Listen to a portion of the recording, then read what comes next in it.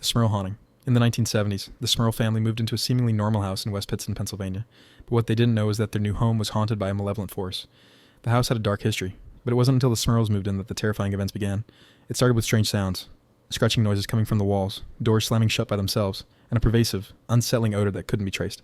Soon after, the family's dog began acting strangely, growling at seemingly nothing and refusing to enter certain rooms. But the worst was yet to come. The entity began to target the Smurls themselves. The family reported feeling cold spots throughout the house, and it wasn't long before the haunting turned physical. Janet Smurl, the mother, was thrown out of her bed on one occasion, and her husband Jack was attacked by an unseen force. The family's teenage daughters were subjected to violent shaking and pushing, and one of the daughters was even reportedly possessed. The haunting escalated to the point where the Smurls reached out to Ed and Lorraine Warren, the famous paranormal investigators. They performed multiple exorcisms on the home, but the demonic force remained relentless. During one of the exorcisms, Lorraine claimed to have seen the entity take the shape of a grotesque, sinister figure that could speak and mock them. The Smurl family eventually moved out of the house in the 1980s, but the memories of what they experienced stayed with them. The house itself was eventually sold, and new owners reported similar disturbances, although none were as severe.